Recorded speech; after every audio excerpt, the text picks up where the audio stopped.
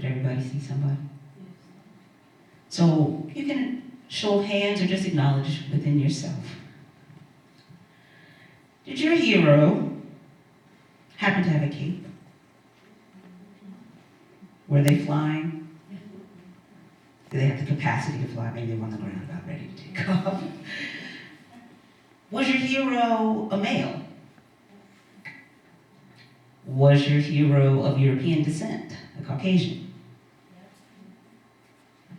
Was your hero perhaps a firefighter or another first responder? Did anyone see a teacher? Or a parent? Did anybody envision a child? How many of us saw ourselves? And you had on a cape? Pamela, I love that, because your hands went up for a cape and for seeing yourself, so that's kind of fabulous. She sees it all. I love it. I love it.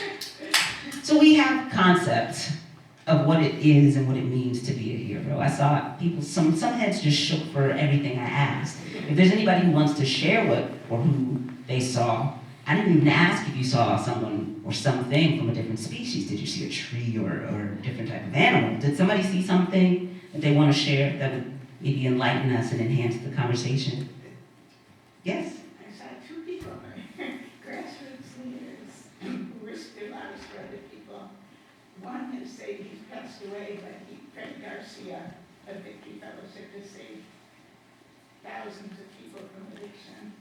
The other guy is, he also passed it and realized that in California, through interviews in warfare, that he was looking for the leaders, and he posted posters all around. It was before cell phones, and he manned the phone booth with a number on it, those posters, so this guy could phone him, and he united the game. Brilliant examples. So, another question for you. What makes a good story? What does it take to write a good story? What are the elements of a good story? My daughter Layla is 20 now, almost, in a couple of weeks. And when she was maybe 4 or 5, she wrote her first story. And it went like this. It's unforgettable, that's why I can share it with you now. It began, as many stories in Westerndom, in the English language began. Once upon a time, there was a little girl. The end. We have not forgotten it in all these years. This is such a fabulous story.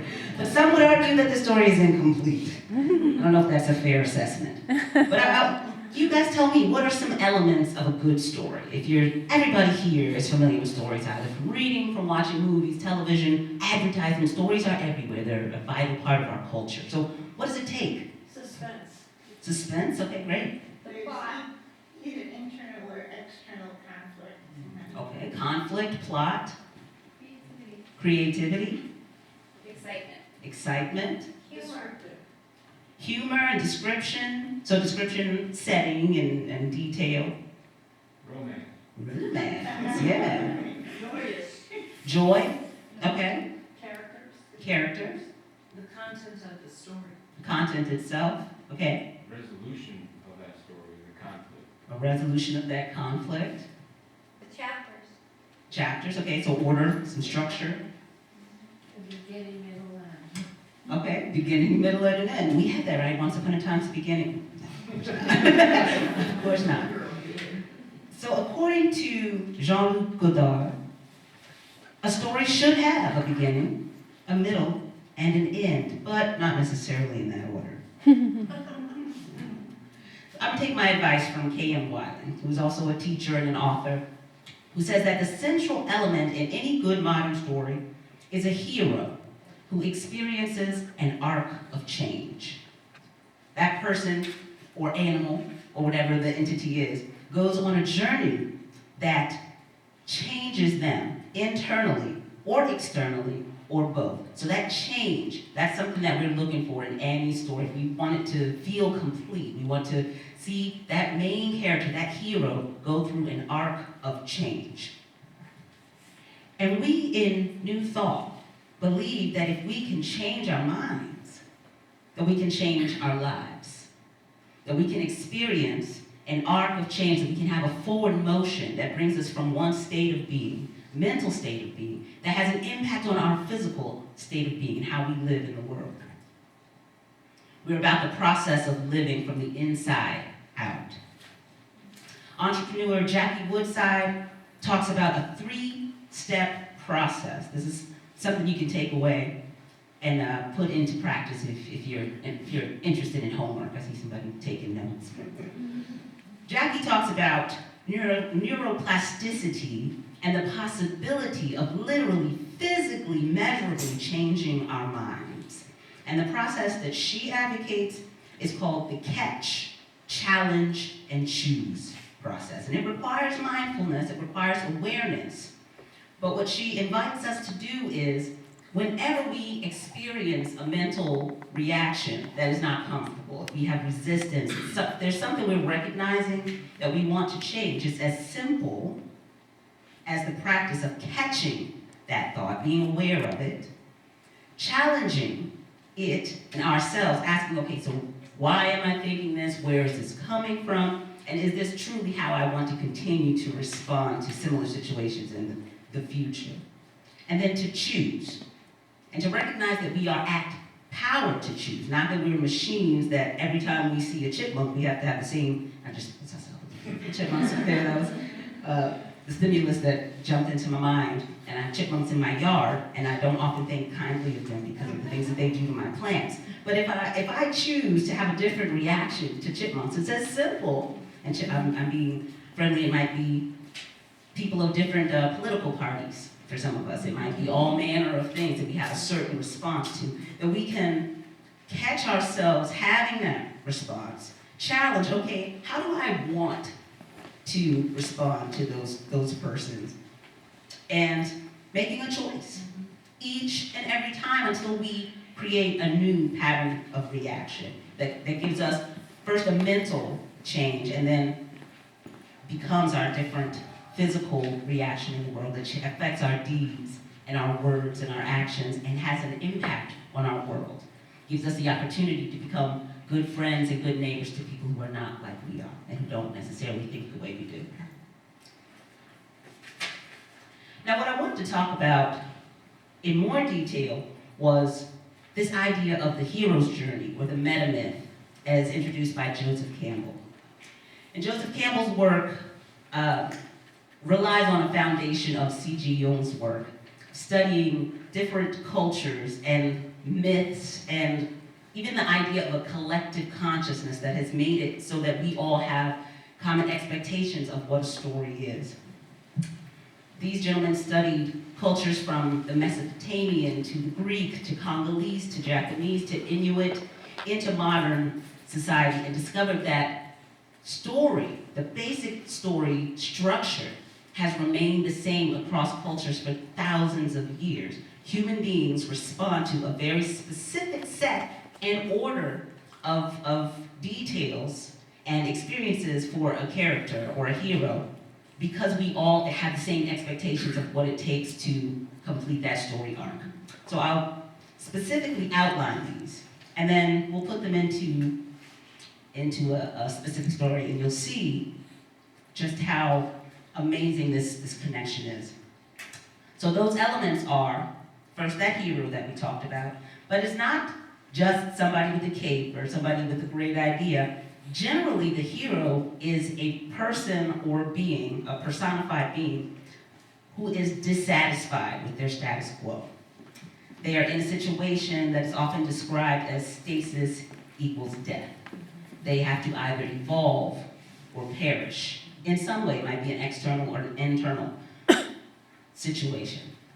Then that person is faced with a call to adventure, an opportunity to leave that imperfect situation, but they often refuse the first call. Case in point, Jonah. It's a perfect example of an individual in a story who was called to be a prophet. Jonah in the Old Testament was called, come and share this good news, come and be part of enlightening your community. And Jonah said, thanks, but no thanks. There's an initial refusal of that call. And after that initial refusal, the hero will often have certain tests or enemies that challenge them. Jonah found Jonah's self in the belly of a whale and had an opportunity to reevaluate his decision not to accept the call. But eventually he did accept the call. I guess being in a whale would probably give anybody a little self-reflection. And once he got out to the road, into the experience of sharing, he faced not only tests and enemies, but also found allies. So that hero, once they're on the road, finds people who support, or conditions who support their mission, and likewise conditions that are difficult, to the point of bringing them to an ordeal, a certain central challenge that will give them the opportunity to ask themselves whether they want to continue on and complete the journey or turn back, something that just seems almost insurmountable. In most cases, though not all, this hero will overcome the ordeal almost faced with death, if not actually experiencing death. In the story of Jesus Christ, he faced death and then overcame it. And that resurrection experience is called apotheosis. It's a divinity, an experience of rising from the depths of destruction and despair into a new recognition of yourself and of the world. J.K. Rowling, if anyone's familiar with her work, she did the exact same thing with her hero. She took him, Harry Potter, to the depths of his own self-destruction, dismantled his consciousness, and then brought him back in for his final stand.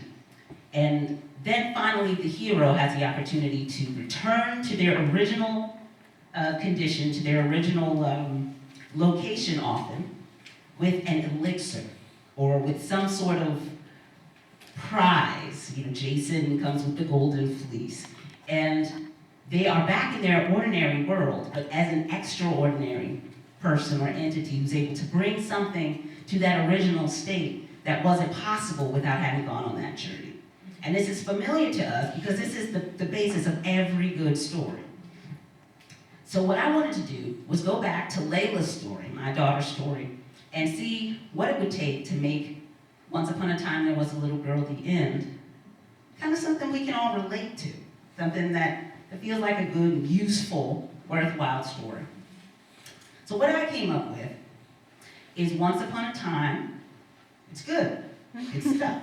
Right? There was a little girl, and her ordinary world was a big plot of dirt, just dirt, nothing but dirt. Now anybody can see that is an unacceptable situation. That is a stasis or death. You just sit in a big plot of dirt and twiddle your thumbs. That's unacceptable. You need to evolve or you perish, right? The little girl had to make some change. So she got the call to adventure in some seed sellers, some merchants who had seeds, who would come by from time to time and offer to sell some seeds. And her initial refusal, her initial response was, yeah, no thanks. No, this is good dirt. It was really good dirt. This is working for me. I'm enjoying my dirt. I don't want to invest. I don't want to change anything. I don't want to, upset my good situation here on my dirt. But eventually, that situation of sitting in a potentially fertile space just became so uncomfortable that she decided, okay, you know what? I'm just going to break down. I'm going to buy these seeds.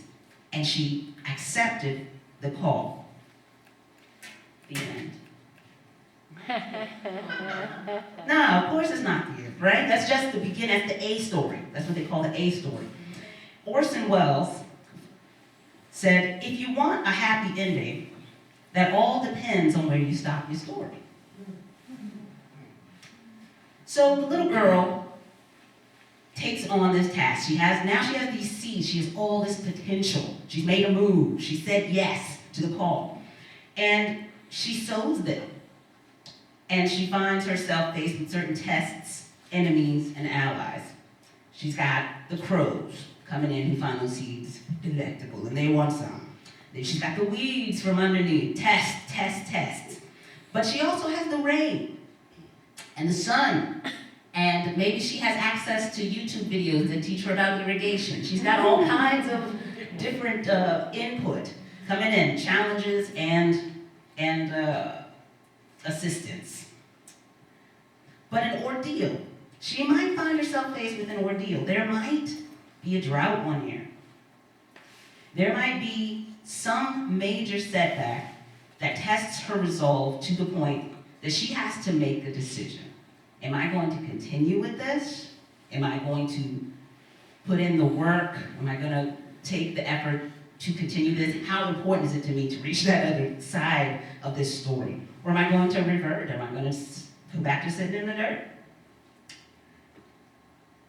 In the best stories, the ones that stand the test of time, the ones that we enjoy and that resonate with us and that fill us with inspiration, the hero rises up from that darkest experience and decides that they will accept the challenge of becoming an entirely new kind of person, that they will have the patience, do the work, find the solution, find the people, whatever is necessary to create that next experience, that they will have an almost godlike, divine experience of creating a new possibility, of being open to new possibility. And that will give them the power to return with the elixir. In the case of our little girl, she might open a farmer's market. She might be able to invite neighbors to come to a feast. But she is not the same little girl who we first found sitting in the dirt. She has changed. Her entire view of herself and the world and what's possible has changed just because she said yes to accepting some seeds and went on a journey of self-discovery and self-creation. So what I find particularly important about storytelling is that it reminds us that each one of us is a divine storyteller, that we have the spark of creativity and divinity in us, and that we are constantly in the midst of writing our own story. Each day is a story. This morning together is a story. Our lives, obviously, are a great long epic.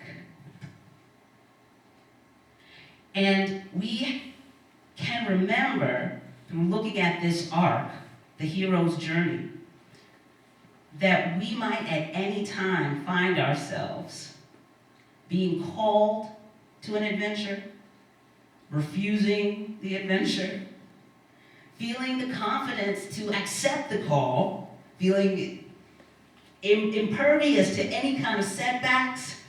We might find ourselves questioned, challenged, or supported by our communities. We might find ourselves faced with ordeals that seem insurmountable. It might seem absolutely and completely impossible to change our circumstances. But we also have the power to recognize that there is divinity, there is a spark of something within us, and there is a power that is beyond us, to which we belong. There is a possibility beyond where we are to create and experience something more than we could have ever imagined possible. And we might also find ourselves in the wonderful position of being able to open a farmer's market, open our hearts like a farmer's market, open our lives as a feast for the people around us. At any given time, we might be writing any part of our stories. And it can be a challenge to honor the parts when we feel like we're just sitting in the dirt, or the parts when we're being challenged by crows or whatever the situation might be. It might feel difficult to honor the droughts. But when we remember that we're writing a story and that we're on an arc of change, then perhaps it'll make it a little easier for us to honor each part of that process. I just finished reading Yuval Noah Harari's *Sapiens*, which is actually a non-fictional historical overview of humanity. And one of the last questions he posed in this book was, human beings now have the opportunity to really ask ourselves, What do we want to become? What do we want to become? And Abraham Lincoln is attributed with having said, the best way to predict the future is to create it. One more quote from Dan Millman. You don't just have a story. You are a story in the making. And only you can decide what the next chapter is going to be.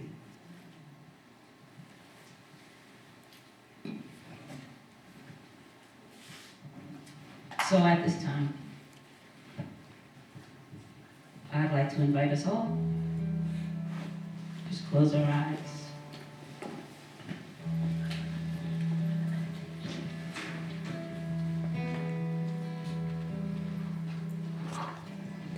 Just relax.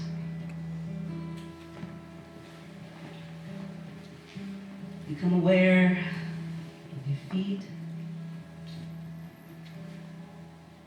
on holy ground. You can never leave safe ground. Feel the chair beneath you supporting your body. You can truly, truly relax.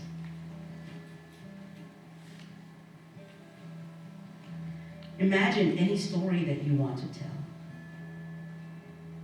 Any goal, accomplishment, experience that you want to be part of your story. I want to invite you to imagine that moment as if it were occurring now. Let your mind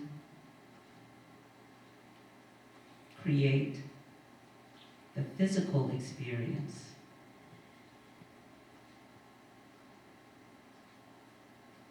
What do you see?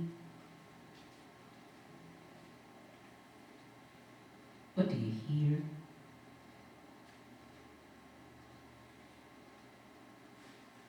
Are there smells, tastes, physical sensations?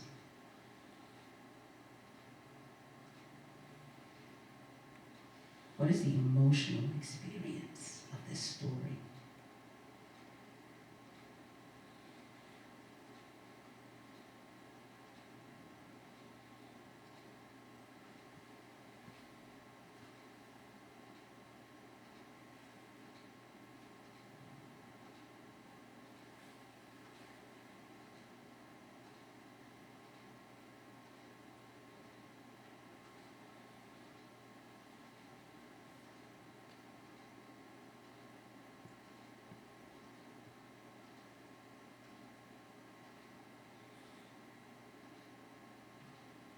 I'm so grateful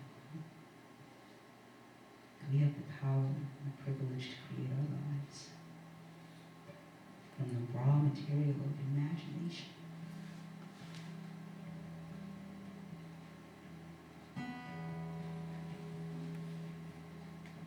We can let the fruit of our minds become the truth of our world and share in more love, more light.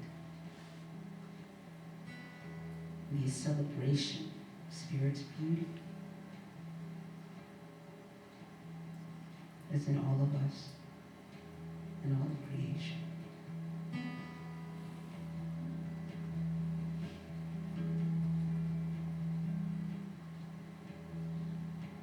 By the still waters, I go to meet my guide. Truth restores my soul.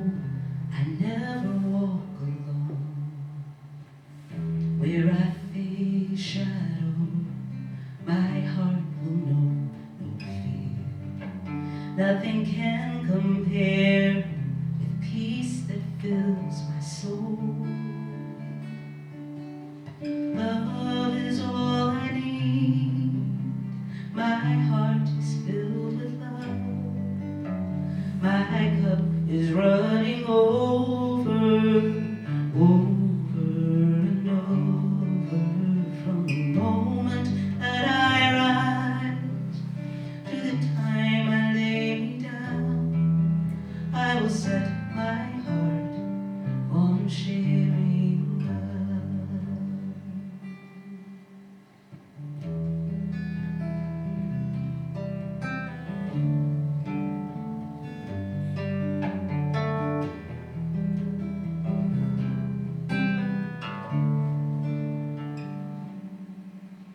In the cool meadow, God greets me with a song, and in every voice I know I hear my own. Rare, sweet silence, I keep you here in me, and with every step I never walk alone. Love is all I need, my heart is filled with love, my cup is running over.